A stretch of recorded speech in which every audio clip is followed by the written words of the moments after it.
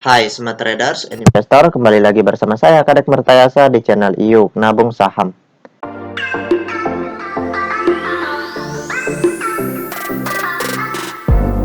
Nah, di episode kali ini kita akan bahas satu perusahaan yang direquest oleh Kumaida Ida, kode sahamnya WSKT, nama perusahaannya yaitu PT Waskita Karya Persero Tbk. Nah, untuk mempersingkat waktu kita langsung saja buka datanya di aplikasi iPod ya. Jika Anda menyukai konten-konten kami mengundang Anda untuk mengklik tombol like dan subscribe agar Anda mendapatkan video terbaru kami setiap minggunya.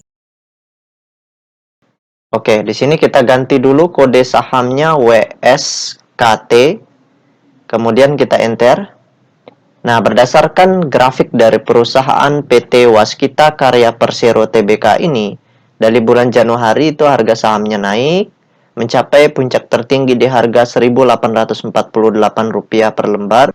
Setelah itu pelan-pelan harga sahamnya turun, jatuh sampai ke level terendah di harga Rp550 per lembar. Nah, sekarang kita ingin lihat apa yang dilakukan oleh investor besarnya selama sebulan terakhir ini ya.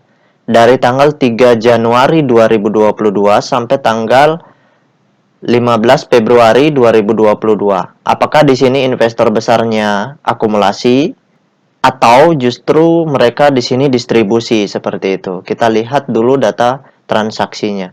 Oke, kita buka data transaksinya. Kita klik kolom Broksum. Kemudian di sini kita ganti kodenya WSKT. Kemudian kita masukkan tanggal 03 01 2022 sampai tanggal 15 Februari 02 ya, 2020. Oke, kita show.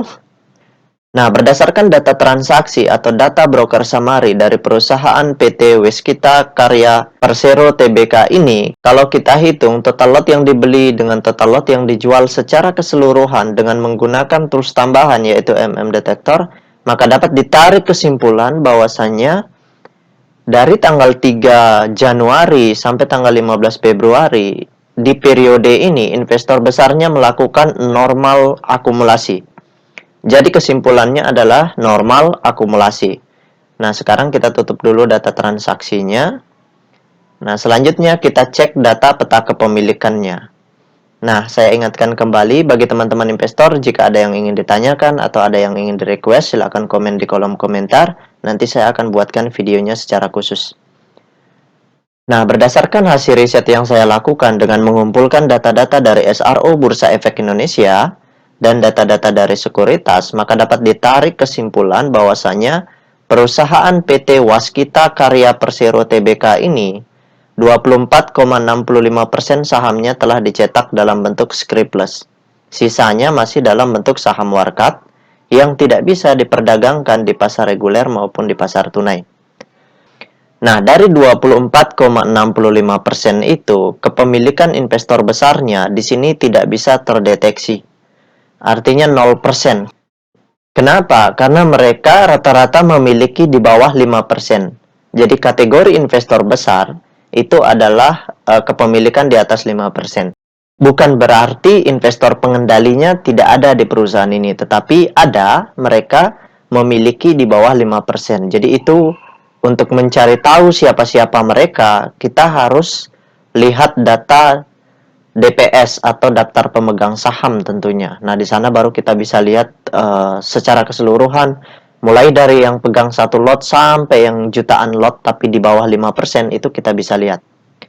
Nah, kemudian ternyata kepemilikan investor retail atau investor individual yang di bawah 5% itu kepemilikannya sebesar 53,4%. Jadi investor retail di perusahaan ini sangat besar ya. Makanya harga sahamnya tidak bisa signifikan naik. Karena investor besar juga akan berpikir dua kali untuk markup secara signifikan. Karena mereka bisa dihajar oleh investor retail sebanyak 53% ini. Boncos juga mereka seperti itu. Nah, jadi kesimpulannya, karena masih normal akumulasi, maka perusahaan ini selama masih akumulasi masih bisa kita perhatikan. Caranya masuk dulu setengah ya, sebagian seperti itu. Kalau memang sudah berubah aksi mereka menjadi masif akumulasi, barulah pada saat itu gunakan modal yang lebih besar seperti itu. Namun ketika setelah mereka akumulasi namun aksi mereka belum markup, sudah malahan distribusi dalam jumlah besar. Nah, itu juga Anda harus mengambil tindakan, jangan berpikir cari untung dulu. Lakukan penjualan atau cut loss dulu sebagiannya. Kalau bisa menjual di harga beli, silahkan ya.